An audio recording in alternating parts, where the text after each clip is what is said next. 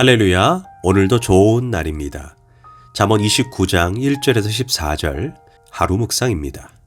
오늘은 지도자들아 가슴에 새겨라 라는 제목으로 말씀을 나누도록 하겠습니다. 리더십의 대가인 존 맥스웰은 그의 책 지도자의 코드에서 지도자에게 가장 중요한 자질과 덕목으로 자기 자신의 유익을 추구해서는 안 된다라고 말했습니다. 자신의 유익을 추구하는 것은 모든 리더와 리더가 되고자 하는 사람이 가장 빠지기 쉬운 유혹이라고 합니다. 지도자가 자기의 유익과 권력 유지를 최우선으로 생각할 때 공동체의 발전과 유익보다 자신에게 비위를 맞추고 자기의 편을 들어주는 사람들로 리더십의 자리를 메꾸게 됩니다.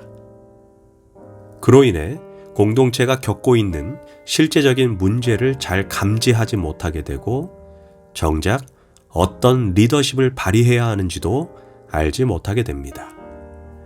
고로 머지않아 공동체는 점점 와해되고 무너지게 됩니다. 그래서 리더는 어떤 소수의 이익, 즉 이기심을 넘어 모두를 위한 공공선이라는 높은 가치를 추구해야 합니다. 그래야 공동체도 살고 지도자도 자신의 자리를 굳건하게 지키게 되는 것입니다. 그 다음에 지도자가 갖추어야 할 덕목이 효율성과 윤리성입니다. 효율성이란 자기 일에 대한 전문성을 의미합니다. 그 분야에 탁월한 능력이 있어야 합니다. 윤리성은 인격을 말합니다. 도덕적이어야 한다는 것입니다. 대표적인 예가 히틀러는 좋은 지도자인가? 라는 질문입니다. 효율성에는 최고의 지도자일지 모르지만 윤리성에는 빵점입니다. 그래서 좋은 지도자가 되길 원하는 사람은 무엇보다 효율성과 윤리성을 둘 다 겸비해야 합니다. 그렇다면 잠언 29장에서 좋은 지도자가 되기 위한 조건은 무엇일까요? 첫째, 지도자는 듣는 마음이 있어야 합니다. 1절에서 자주 책망을 받으면서도 목이 곧은 사람은 갑자기 패망을 당하고 피하지 못하리라. 무엇보다 지도자는 주변 사람들로부터 책망을 들을 수 있는 귀를 가져야 합니다. 특히 사회적 위치가 높아지고 권력과 힘을 가지게 될 때 충신의 직원보다 간신의 아부와 아첨을 좋아하게 됩니다. 그러다 보면 자연스럽게 충신은 숨게 되고 귀를 가리는 간신만 남게 되어 권력자는 현실을 직시하지 못하고 결국 패망하게 되는 것입니다. 그래서 옛 현인들은 지도자의 가장 중요한 덕목으로 듣는 마음을 꼽았습니다. 저는 하나님께서 다윗을 사랑하신 이유가 듣는 마음이라고 생각합니다.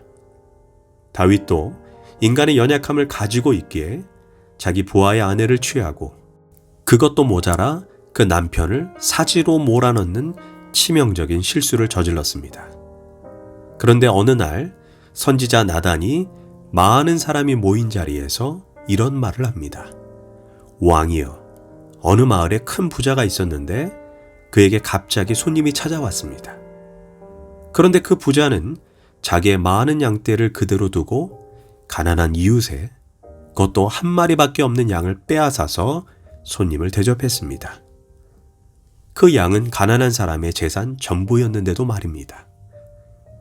이 말을 듣고 다윗은 분노를 합니다. 내 나라가 그런 악한 자가 있는가? 그는 반드시 죽어야 하리라. 그리고 4배나 갚아야 하리라. 그때 나단이 뭐라고 했습니까? 당신이 바로 그 사람입니다. 보통 왕은 자신의 체면을 지키기 위해 딱 잡아떼며 무슨 헛소리를 하냐? 너가 나를 반역하냐? 저놈을 쳐서 죽여라. 이렇게 사실을 은폐했을 것입니다. 그러나 그 말을 듣고 다윗은 내가 범죄하였습니다 하며 그 자리에서 무릎을 꿇었습니다. 다윗은 듣는 마음이 있었습니다. 나단 선지자의 지적을 하나님의 소리로 듣고 기꺼이 자신의 죄악을 인정했습니다. 그때 그의 영혼은 회복될 수 있었습니다. 우리는 그렇다면 어디에서 책망을 들을 수 있어야 할까요? 우리는 하나님의 집에서 하나님의 말씀을 통해 찾아오는 책망을 들을 수 있어야 합니다.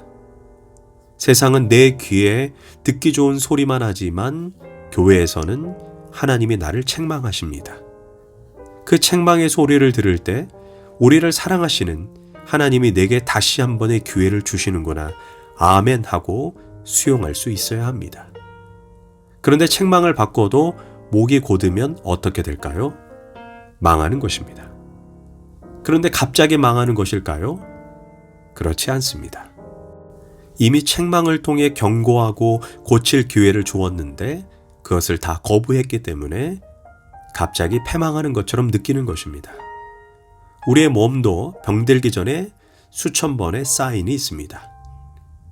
이러다가 내가 병나지, 너무 무리야, 피곤하고 힘들어 라는 생각을 수없이 합니다. 사람은 미련해서 그래도 괜찮네 하고 무시하다가 갑자기 덜컥 병이 나는 것입니다. 그래서 지도자의 위치에 서 있는 사람은 겸손하게 듣는 마음을 가져야 합니다. 둘째, 지도자는 정의로워야 합니다. 4절, 왕은 정의로 나라를 견고하게 하나 뇌물을 억지로 내게 하는 자는 나라를 멸망시키느니라. 왕은 정의를 사랑해야지 뇌물을 사랑하면 권력이 결코 오래가지 못합니다. 왜냐하면 정의가 나라를 견고하게 하기 때문입니다. 정의란 무엇일까요? 정의의 여신 디케를 생각하면 됩니다. 법정에 가면 정의의 여신 디케는 눈을 가린 채 한 손에는 저울을 들고 다른 손에는 칼을 들었습니다. 저울로는 죄의 무게를 정확하게 달고 칼로는 단호하게 죄를 처단한다는 의미입니다. 그렇다면 눈은 왜 가렸을까요? 지위 고하를 막론하고 누구에게나 차별 없이 평등하게 법을 적용해야 한다는 것입니다. 이것이 정의입니다. 그런데 뇌물은 악인을 의인으로, 의인을 악인으로 둔갑시키는 힘이 있습니다. 뇌물이 무서운 것은 일단 받으면 빚진 마음이 들어 옳지 않은 방법이라도 상대를 위해 뭔가를 해야 한다는 중압감을 가지게 됩니다. 그래서 형평성을 잃고 때로는 옳지 않다는 것을 알면서도 잘못된 판단을 하게 됩니다. 문제는 부당한 대우를 받거나 억울한 상황에 놓인 사람은 절대로 가만히 있지 않습니다. 그래서 결정적인 순간에 4절 후반부의 말씀처럼 뇌물로 인해 자신이 가진 모든 것을 다 잃어버리게 되는 것입니다. 물론 뇌물이 오가는 사이에 잠깐 반짝이는 결실을 얻을지라도 반드시 뇌물은 독이 됩니다.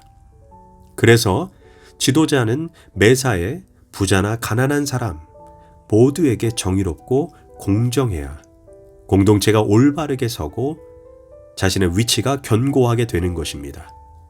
셋째, 지도자는 약자를 돌아봐야 합니다.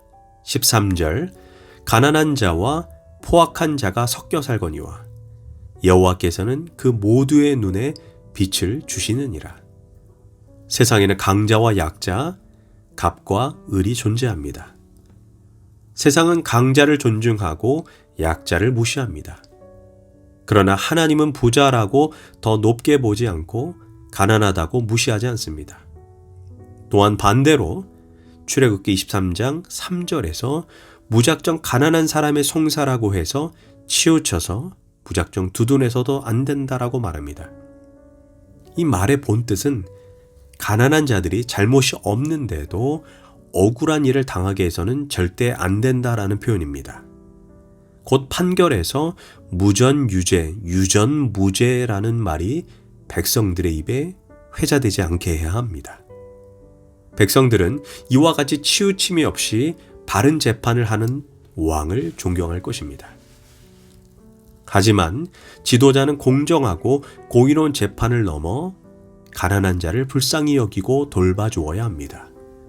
잠언 29장 14절, 왕이 가난한 자를 성실히 신원하면 그의 왕위가 영원히 견고하리라. 이처럼 약자를 돌보는 일은 하나님께서 기뻐하신다는 일입니다. 가난한 자를 불쌍히 여기는 것은 여호와께 꾸어드리는 것이니 그의 선행을 갚아주리라. 그러므로 지도자 자리에 있는 사람은 연약한 사람들을 향해 넉넉한 마음을 가질 필요가 있습니다. 기도하겠습니다. 주님, 지도자로 부름받은 사람이 자신의 유익이 아닌 하나님과 공동체 전체 유익을 위해 일하게 하소서. 내게 듣는 마음, 정의로운 마음, 약자를 배려하는 마음을 주소서. 예수님의 이름으로 기도합니다. 아멘.